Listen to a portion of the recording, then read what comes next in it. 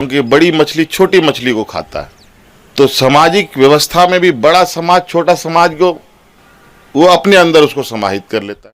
और हम सब एक साथ हो जाएं तो मुझे नहीं लगता है कि भारत सरकार में इतनी ताकत है कि आदिवासी की ताकतों को कमजोर आंक सके। है कहा जाए कि एक ऐसे व्यवस्था से लड़ाई है जो हमारे इर्द गिर्द में ही खड़ा रहता है।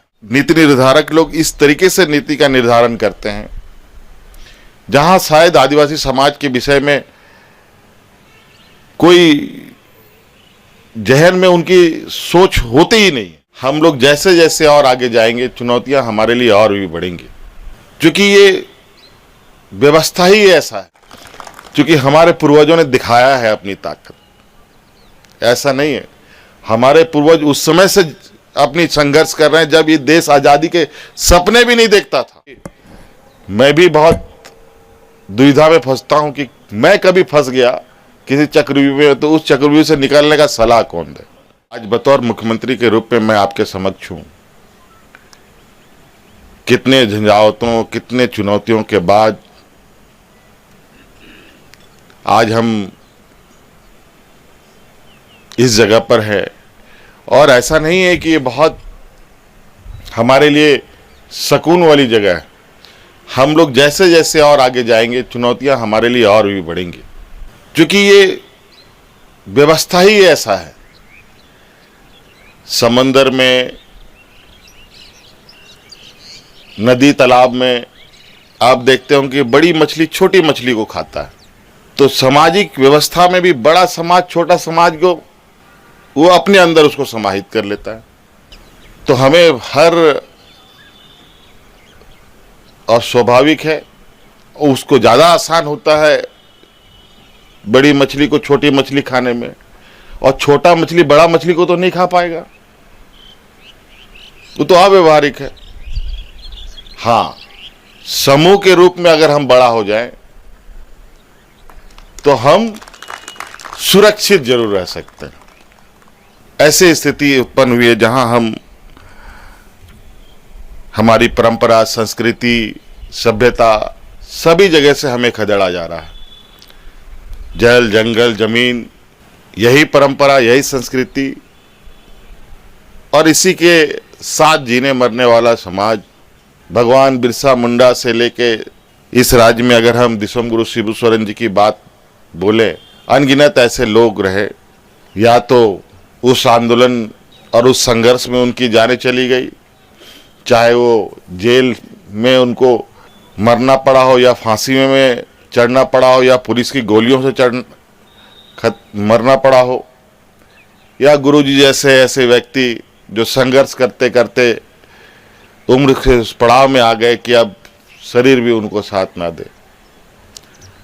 हाँ, ये जरूर है कि ऐसे ऐसे जगहों पर एक संघर्ष का जो दौर है वो टूटता नहीं है। कि आज के वर्तमान जो लड़ाई है, कहा जाए कि एक ऐसे व्यवस्था से लड़ाई है जो हमारे इर्द गिर्द में ही खड़ा रहता है और उसी के साथ हमारा संघर्ष चलता है। आज उसको संघर्ष को लड़ने का एक काबिलियत बनाया। हमको लगता है पहाड़ी इलाका को छोड़ करके, हमारे नॉर्थ ईस्ट के राज्यों को छोड़कर किसी राज्य में आदिवासी मुख्यमंत्री के रूप में कभी भी किसी भी जगह पर नहीं देखा गया। जब पहली बार झारखंड में एक आदिवासी मुख्यमंत्री बना तो छत्तीसगढ़ में भी आदिवासी मुख्यमंत्री बना, उड़ीसा में मुख्यमंत्री बना। वो बना नहीं, एक डमी के रूप में, उसके पीछे 2 AK-47 भी लगा के खड़ा रखा है डिप्टी CM के रूप में। चौधरी जी ने एक बेड़ा उठाया है। ये बेड़ा साधारण बेड़ा नहीं है, ये बहुत चुनौती भरा, मतलब कहा जाए कि बूंद बूंद घड़ा भरना है। और आप अंदाजा लगाइए बूंद बूंद से इतना बड़ा घड़ा को कैसे भरा जा सकता है, कितने दिन, कितने महीने, कितने साल आज चौधरी जी की एक उम्र के पड़ाव में भी हैं। आज जो इनका प्रयास और ये के वजह से यहाँ आप सब लोग आए हैं, मैं इनको बहुत बहुत साधुवाद देता हूँ कि अलग अलग तरीके से नए नए विचारों के साथ थोड़ी थोड़ी संदेश भेजने का प्रयास करते हैं। आज इतने लोग आए हैं, सभी लोगों की कई आशाएं उम्मीदें हैं और मैं भी इसी के छोटे से इस रोशनी को देखने की कोशिश कर रहा हूं कि उस रोशनी को हम लोग और कितना बड़ा कर पाएं। और इसके लिए मैं भी कुछ ऐसे ही विचार में हूं, क्योंकि हम लोग एक राजनीतिक दल भी हैं और राजनीतिक दल के रूप में बहुत कुछ हमारे लिए मुझे कुछ चीज़ों के लिए रोकती है। हाँ, समाज के रूप में अगर कोई इस मुहिम में है या इस मिशन में है कि समाज को एक राह दिखा रहा है, एक आवाज़ दे रहा है और एक चेतना जगाने में लगा है, तो मैं आपको स्पष्ट रूप से कहूँगा कि उस काम के लिए जो हमारे से आवश्यकता पड़ेगी हम हर कुछ आप लोग के लिए देने के लिए उसके साथ खड़े होने की तैयार हैं। हम लोगों का कोई डॉक्यूमेंटेशन नहीं है, ये सबसे बड़ा प्रॉब्लम, और यही वजह है हम आगे किसी को फॉरवर्ड नहीं कर पाते, अपनी पीढ़ी को उस दस्तावेज को सौंप नहीं पाते। हाँ, एक बड़ा डॉक्यूमेंट जरूर है कि हम प्रकृति के एक हिस्से के रूप में हैं। आज प्रकृति के कितना बड़ा हिस्सा है जो जहां सभी को जाके घुटना टेकना है, वो माने या ना माने। और इस मिट्टी की लड़ाई हमारे पूर्वजों ने सदियों से लड़ी है और हर कुछ यहीं से होना है, उगेगा भी यहीं से, खत्म भी यहीं होगा। हम लोग इस राज्य में खनिज संपदा से भरा हुआ राज्य, कभी कभी ये लगता है कि हमारे लिए एक वरदान है कि अभिशाप है, क्योंकि नीति बनाने वाले नीति निर्धारक लोग इस तरीके से नीति का निर्धारण करते हैं जहां शायद आदिवासी समाज के विषय में कोई जहन में उनकी सोच होती ही नहीं है। इसीलिए कुछ ऐसे बिंदुओं के साथ हमें आगे बढ़ना चाहिए जहां एक पूरे देश के आदिवासी समाज के हितों को लेकर वो बातें आनी चाहिए और हम सब लोग मिलकर के इस देश के भारत सरकार या भारत देश के नीति निर्धारकों के समक्ष हम अपनी बातों को इस मजबूती से रखें कि जिस तरीके से आज हमें एक छोटा समूह, एक कमजोर समूह के रूप में मानकर हमारी बातें नहीं सुनी जाती है,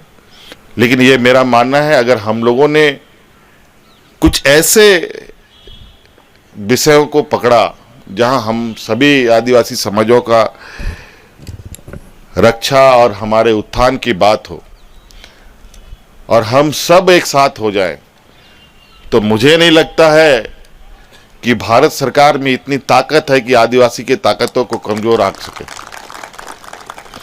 क्योंकि हमारे पूर्वजों ने दिखाया है अपनी ताकत। ऐसा नहीं है, हमारे पूर्वज उस समय से अपनी संघर्ष कर रहे हैं जब ये देश आजादी के सपने भी नहीं देखता था।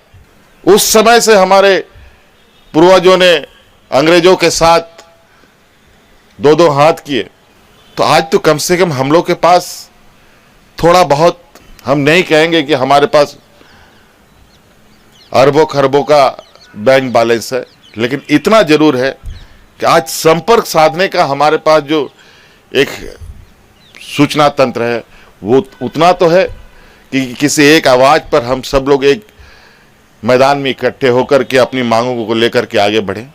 इसीलिए थोड़ा आज मुझे खुशी भी हो रहा है और बहुत आप लोगों के इस एकत्रित होने का विषय को लेकर मैं भी थोड़ा उत्साहित हूँ। मुझे कई चीज़ों के लिए चूँकि हमने पहले भी कहा कि एक राजनीतिक दल होने की वजह से बहुत चीज़ मेरे लिए एक बैरिकेड है, लेकिन सामाजिक रूप के लिए मैं कोई कहीं मेरे लिए उसमें पाबंदी नहीं है। मैं आपको स्पष्ट बता दूं, इसके लिए कहीं ना कहीं किसी भी ये पर हम लोग आप लोग के साथ खड़े होने के लिए तैयार हैं।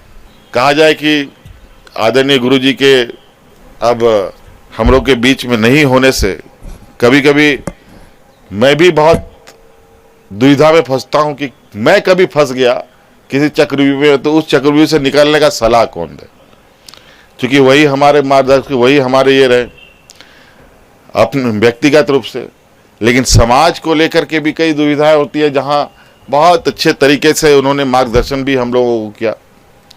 तो अब वो हमारे बीच में नहीं है।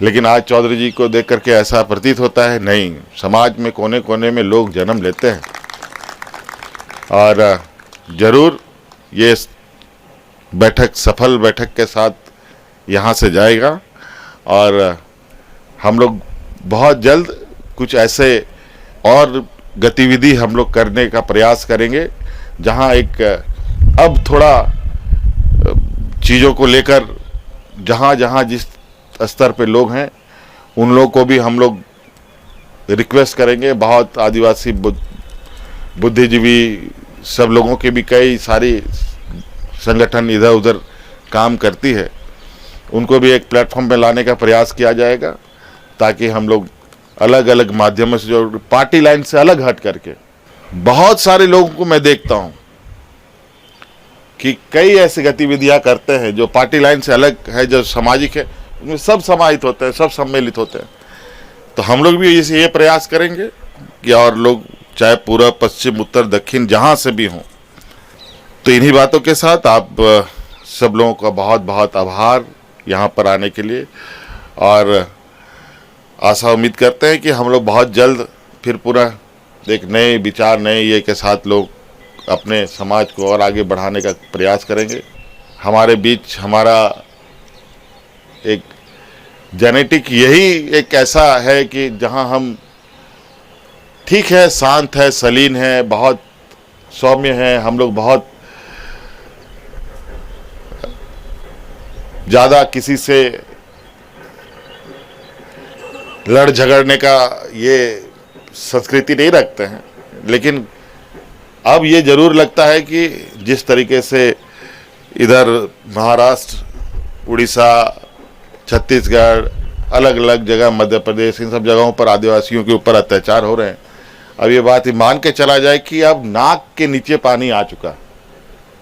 अब ये थोड़ा हर जगह से हम लोगों को एक बड़ी आवाज़ निकालनी चाहिए, जहां उसके बाद हम लोग उन आवाज़ों को के साथ आगे बढ़ें। बहुत बहुत शुक्रिया, सबको धन्यवाद, जोहार।